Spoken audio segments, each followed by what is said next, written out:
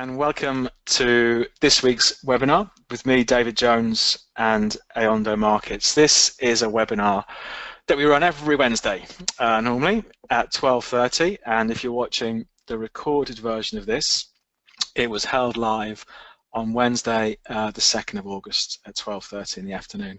I'll just put the risk warning up to give everyone a chance to see it.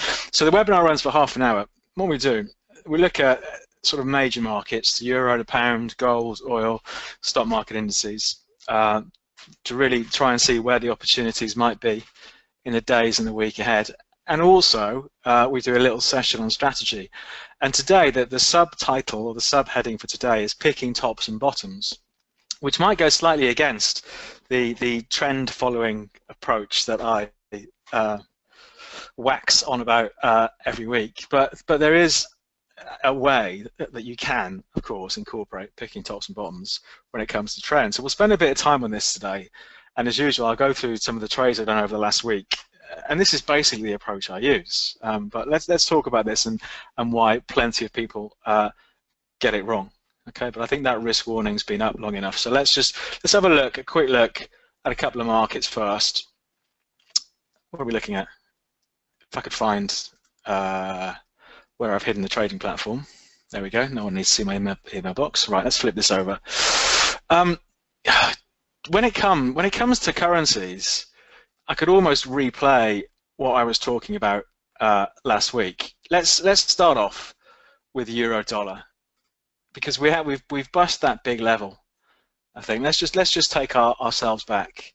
Let's go back to the dailies. Look at that trend in euro dollar. So euro dollar this year has gone from around about 104, it's currently trading at 118. So we've had a 1,400 point move in euro dollar this year. You do not need to be a rocket scientist or a quantitative analyst to see which way the trend is on euro dollar, right? That is a trend that is clearly up, as we've been saying for a few weeks now. It's a trend that's clearly up, and the approach should be to buy the dips. Just today, this is a daily candle we're looking at, we've set a new high for this uptrend. But interestingly, and we'll pick up on this a bit when we talk about picking tops and bottoms, I'm sure you're aware some brokers out there publish sentiment data, which way our clients positioned. And for once, I did a little bit of research before starting this webinar, and I looked at another broker's details for euro dollar. So clients who have an open position on euro dollar are currently short. There are 71% of clients who have a position on euro dollar are short, and this is like I say a lot of the time, a big problem that plenty of us have. We just can't trade with the trend. We see a market that's going up and think, well, that's not going to go up forever, I need to sell it. We see a market that's going down, that maybe like here, I think that's not going to go down forever, I'm going to buy it. And I think it's a major factor why so many people end up losing money trading. But we'll talk more about this when we have a look at the strategy bit. But there was the big level I was talking about last week, which I thought, well, if the market's going to run out of steam anywhere, then this is the area. But it hasn't even blinked. So it's the old highs from was that the summer of 2015, just above 117. And euro dollar has gone sailing through. So we're seeing euro strength and clearly US dollar weakness. Gone sailing through that level yesterday. Let's see what it looked like. Let's flip it over to an hourly and just see if that was actually an intraday barrier. So 117.40 was the level, so around about here. So it looks like it had a little bit of a fiddle with the 117s last week. Broke it July the 27th, pushed back. Great trade there, great Harry Hindsight trade. Breaks out, comes back, doesn't take out the previous low, and off we go. The market has been off to the races once again. So this is an incredibly strong market. It's early days for the breakout as ever. We're only 24 hours through that level, but like when we were looking at the Australian dollar the other week, we'll have a look at that again today. It's a major level to break. So if this is going to be the start of a new trend, we can get some really ambitious medium-term targets from here. Maybe first of all up to this congestion-y bit for a few weeks from November 2014, around about 124, so 600 points higher than where we are now, and then maybe back up to have a look at 129, that sort of area. But like I say, it's early days, but the trend is still up. So our default position, maybe even more than ever, I think, on euro dollar, because it's broken this level, is to be a buyer on dips. So let's have a flip at the hourlies. So there's our hourly chart going back to, I just lost my screen there, it's come back. That's going back to the early July. You can see the trend all the way through July. So let's just flip our trend line on there just to, you know, freeze in our head which way the trend is. There we go. So trend is definitely up. At the moment, it would take a move below, what, about 116.80. So 140 points away from where we are now to break that uptrend. And you've just got to be a buyer on dips, you know. For me, it's all about, well, where do you place your stop? Well, the first place I'd want my stop, the tightest I'd want it at the moment, is just below this 117.90 level. You know, we've got support then back here, 117.25-ish, then support about 116.60, and then a big level down here, 116.10, ahead of the 116 area. So, you know, for me, that would be, I've not traded euro dollar for a while, but for me, that would be, you know, just the default trade to be buying the dips. You know, don't forget, 70% of people who've got an open position on euro dollar, according to another broker, are currently short. Now, unless they all sold 3 hours ago, I think it's a fairly safe bet that they're all underwater, or most of them are underwater. You know, so what we want to do is try and trade with that trend. You know, no trend carries on forever, but you know, we'd have done okay this year, even since June, just following the trend in the euro against the US dollar. And I can't stress enough, I think the biggest mistake, probably one of the top 3 mistakes that people make, is trading against the trend. It's definitely a mistake I made for a number of years, you know, because I think psychologically we have a problem trading with the trend. So there we go, euro dollar still strong, pound against the US dollar. Well, lo and behold, pound against the US dollar is going up as well. It's been another, you know, it has been a theme of dollar weakness this year. But you know, I think coming into this year, we did see the pound in something of a recovery mode, and maybe that some of the Brexit doodah was overdone. And that flash crash we had last year. But I'd say we've flipped this over to a weekly chart now. I suggest, you know, that the next obvious target for the pound against the dollar are the little rallies it managed after last June's June 2016 EU referendum vote. So back up, having a look at maybe 135. The market's currently 132 and a bit. So maybe, you know, if we can squeeze a couple of 100 points, 300 points higher from here, it starts to get interesting again. I think if we saw it break 135, it's a pretty major break, arguably on the same scale as that euro break we've seen today, that euro dollar break that we've seen today.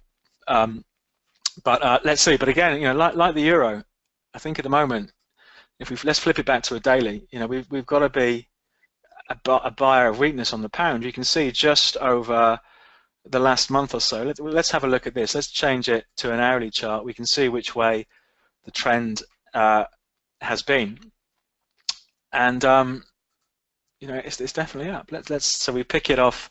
Let's pick it off these July lows down here. There we go. So our trend, pound against the dollar, looks something like that. And again, you see, like the euro, you know, in these, and when we look at oil as well today, in a strong trend, of course you get sell-offs, but they don't really take out previous major lows. Okay, you could argue back here, if your stop loss was quite a tight one, you might have been wiggled out of a long there. So what was the low? The low was 130.07. And the market traded to 129.99. So it slipped 8 points below that low. Now I'd have my stop a little bit further, maybe 15 to 20 points below the major low. But you can see when it starts going, we do not see these major lows taken out. So I'd suggest, you know, again, for me, if I was trading the pound against the dollar, you know, I'd want my stop loss probably below there, below 130, 170. If the tightest I'd want it now. I suppose there's an argument if you think it's going to go ballistic, having it just under here, 31.90.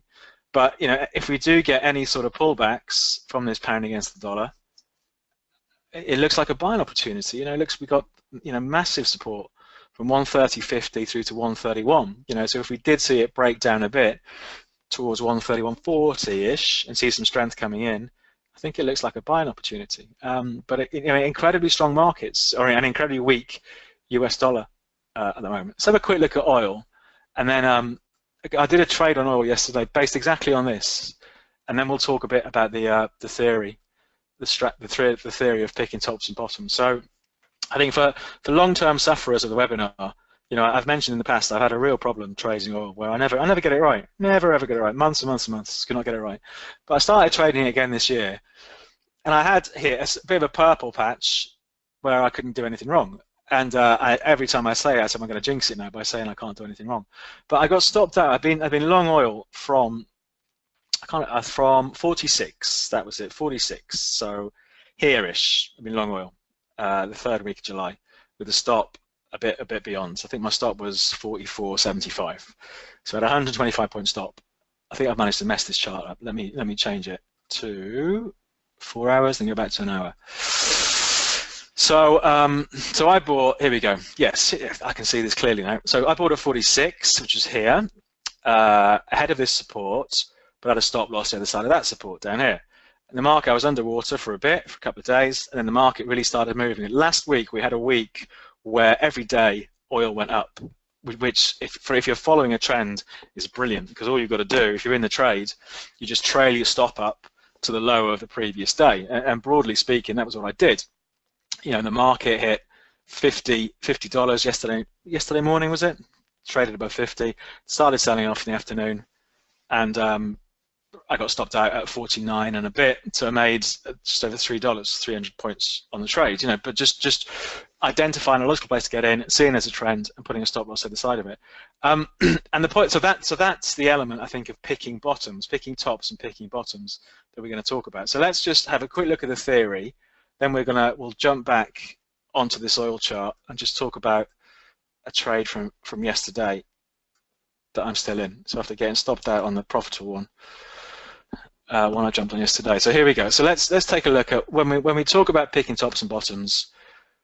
It's normally a bad thing, because what people try and do is try and pick the top in something like the euro. You know, a market that's just racing away. They're all selling, and they're all losing money.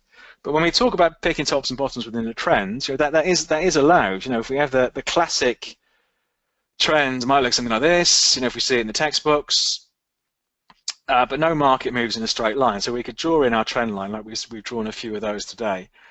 And for me, the important thing is not so much the trend line, it's the last major low. At the very least, it's the last significant low on the chart. That's what I'm looking at. So if the market starts to sell off, we're looking for really that sort of thing to happen. So I don't know, and no one knows, that the market is going to resume this trend.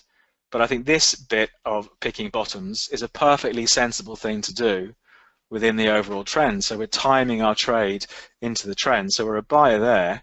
And I think worrying about the odd point here or there, you know, isn't really important. We're just trying to get in on a trend with a stop loss below that level there.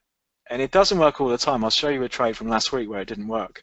But if you can get it, picking bottoms in this way, you know, can help you jump on board the trend at what is a relatively low risk, there's your risk there, potential high reward trade. And what I've started doing in recent months is not so much having targets for the trade, just trailing the stop loss, you know, so moving the stop loss up, and ended up, so like yesterday I gave back nearly $1, 100 points on the oil trade. But if I had a target, I might have come out of it when I'd made 150 points or 200 points. You know, in the end, you know, the trend went on much longer than I thought it would. So for me, getting the low risk entry like this, and then if the market starts moving in my favor, trailing the stop up and trading with that trend. And of course, if we look at a downtrend, you know, the approach is the same. You know, we've got our trend line like that, just to remind ourselves what the trend line looks like. The last major high is there. If the market rallies to there, I'm not really that bothered if it breaks the trend line because it's still below that major high and starts to turn down. We want to sell there with a stop loss up there somewhere, and then hopefully the trend carries on. So yeah, that's the theory. I think that's where picking tops and picking bottoms is perfectly acceptable if you're doing it within the context of a trend. So let's flip back. Let's flip back to the trade. So I'm trying to continue my purple streak on oil. You know, so the market had tanked yesterday. Let's just take this back. There's the bigger picture going back to June. So if we plonked our trend line on oil, So it looks something like that. So there's the big picture trend. So if it came back down to sort of 46.5, it looks like a screaming buy from a trend line point of view. But unfortunately, markets quite often aren't that obedient. If we were looking at it yesterday, so if we were looking at it, this is it's early yesterday morning. There we go. If we're looking at yesterday, this was around about 12 o'clock this time yesterday. We would definitely still be a buyer in oil because that trend is up. But I think what happened in the afternoon, quite a big sell-off there. So quite a big sell-off the price of oil. Let's just try and zoom in so I can show you this a bit better. So quite a big sell-off, but for me, it hasn't taken out previous major lows. We've got a major low from July the 27th there, 48.25, and a major low from whatever day that was, July 26th. So there was support for oil from 47.87 through to 48.25. So let's just zoom in. There we go. So I ended up buying, I think it was about here, and it was only by chance I saw it because I've been out all day yesterday. So about 5 o'clock yesterday, I saw I'd been stopped out of the long trade for a profit. The market had come back down, but it doesn't change the trend. It's a market that's gone up for the last month. So we have a one-day vicious move. It can be an opportunity. So for me, I was a buyer at I think 48.70 with a stop loss the other side of here, so maybe 47.70, so maybe a 100-point stop loss here, and really just seeing if the market continues in my favor. And even though it's oil we're looking at, it's a bit more volatile than other markets. There's no reason why trying to pick bottoms like that can be successful. Let's see how it pans out. So for me, with a 100-point stop loss, the market's got to move at least 100 points in my favor, and then I'll start trailing the stop up. But I think it's a really interesting market to watch. While we're on oil, there are some big levels to keep an eye on. It's a great market in terms of trends, but I do think you need to give it a bit of room to move around because it's pretty volatile. And you could argue, I think it's a perfectly sensible argument to say, well, actually, this downtrend is still just about in place. So the downtrend that we've been in since April, even though the trend line's been penetrated, we still have major highs in place at 52. So I think it's an interesting one from here for a couple of reasons. Because first of all, the trend off the lows down here, off those June lows, is still intact, but arguably the downtrend off the April highs is still intact. So I think if we do see it push back up to 51, 52, it starts to look interesting for the market turning around again, and getting ready to pick a top if the trend does change, not just selling into strength blindly, but seeing if that trend changes. So I think it's an interesting one to keep an eye on down there. So let's see what happens with oil, but plenty of interesting stuff going on. But it doesn't work all the time. So just to show you one from last week, if I can find it on here, then we'll take a look at stock market indices. Was the Bund. So I think I mentioned before, I'm quite a big fan of trading bonds and US T-bonds. I think they're quite technical, trendy markets to take a look at, and pretty tight spreads, 3-point spread. So I was I traded a bit of this trend on the way up. I was out, and then the market was selling off. I think this was Friday, wasn't it? The market sold off. This is an hourly chart we're looking at. I think on the 10-minute chart it showed a bit of stability somewhere here. So I bought in, looking at this low and that low back there. And then the market broke, and I got stopped out on what was virtually the low. My stop was 161.40, and you can see the market traded as low as 161.38. So the market did eventually end up stopping me out in the low. But that happens now and again. That is all part of trading. You're going to take these small losses, and sometimes you get stopped out just before the big move happens. But hopefully, if you're stacking up low risk, high reward trades, what you make on the profitable trades, more than makes up for what you've lost on the losing trades. Let's see. And I bought this again. I bought this again today because the trend is up, and I bought it basically where it is now, 162.79, with a stop under today's low, so just under here. So let's see what happens. But so that's a bit on picking tops and bottoms. We're trading with the trend, and it's really using the retracements, isn't it? Using the sell-offs in an uptrend or the rallies in a downtrend to try and hop on board the trend at a relatively low risk, high reward place to put the trade. Let's take a look at stock market indices. When it comes to the US, which we'll look at in a second, it's the same old, same old. These markets are still incredibly strong. You know, just last week, yet again, we've seen all-time highs for the US, the S&P 500. But let's start off by looking at the DAX, the German 30, because this has been a lot more volatile. I traded the DAX in July. I traded it 5 times in July. I did not have one winning trade on the DAX in July. So I think DAX is my new oil. So I think it's a great market because the volatility, but unfortunately it's not what I'm getting right. So I'm going to try and steer away maybe from the DAX this month. But I think it's interesting what's happened over the last month or so, the last 6 weeks. You know, we've come off from these all-time highs up here, and the market sold off, and it is arguably still weak, but I think it's an interesting one to watch as we head back to these old levels. You know, we've got these old levels left from, what is it, sort of March to May in the DAX, so running from 11,850 through to about 11,950. The market's currently what, 12,220, so we're 300 points away from there. But you'd think, well, if the market's going to turn around anywhere, then maybe we're getting close. But clearly, don't listen to what I'm saying, because I always get this one wrong. Yeah, let's see what happens. It still looks pretty weak. You know, we've got, this is the last couple of weeks or so, and the market still continues to edge lower. But I think on the DAX, it's going to be an interesting level to watch to see if it does slip down here. Is it going to turn around? Because if the US markets continue to push higher, it would be surprising to see a major slide in the DAX, but it has been going its own way for the last few weeks. The FTSE 100, let's take a look at that. Again, maybe not as strong as the US markets, but you know, still that going back to those lows from the presidential election in November last year. You know, it's a market that is still strong. We've seen good support emerge beginning of July in the sort of 7280, 7300 area.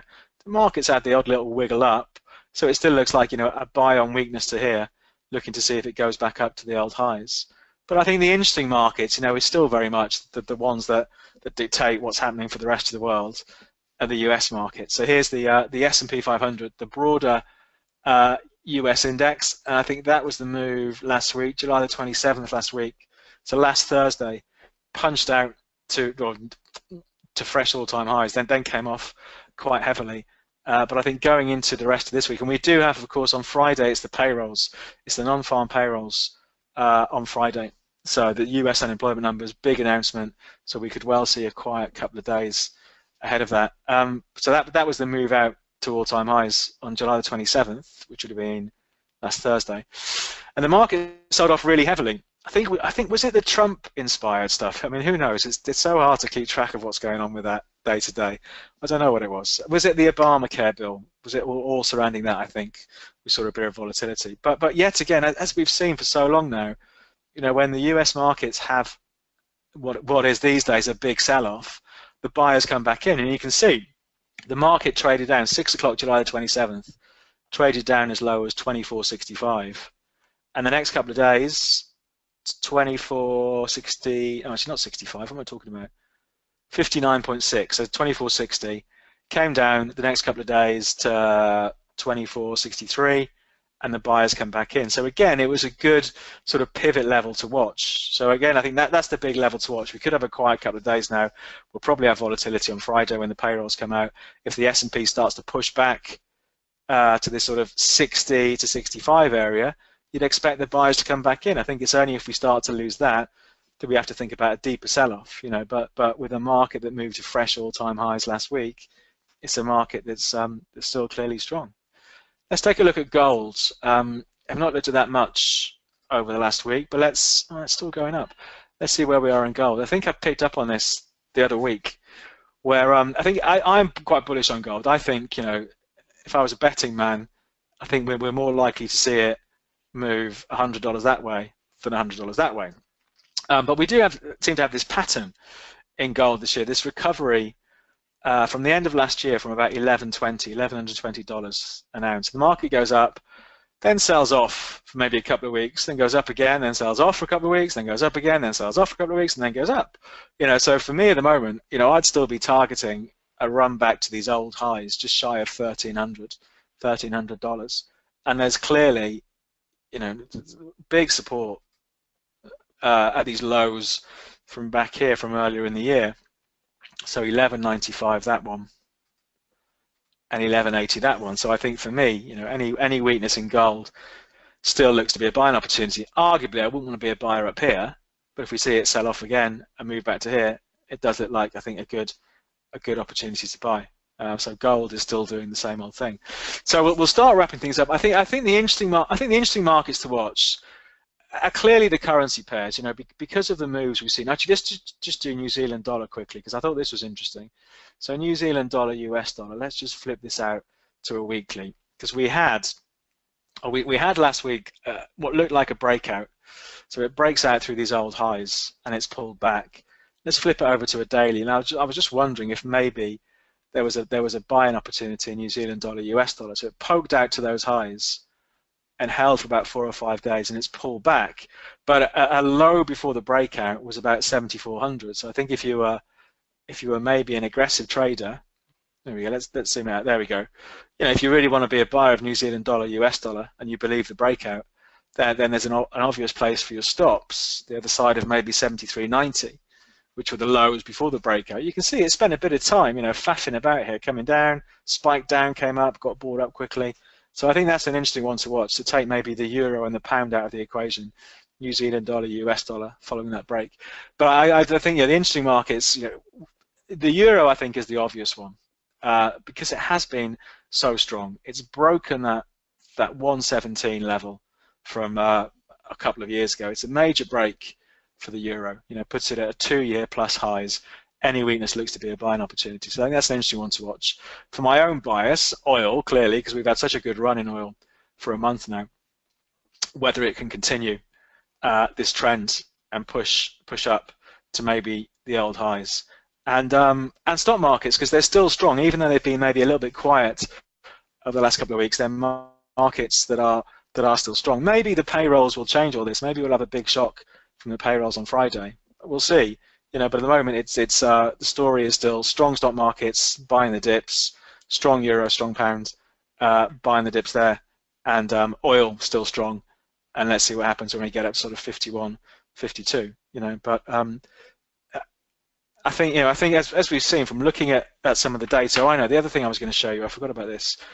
Something that used to get produced every month, every quarter, sorry, but doesn't get produced now. In the US, brokers have to report how profitable or not their clients are. So every quarter, there used to be this website that produced all this data, but they've stopped doing it now.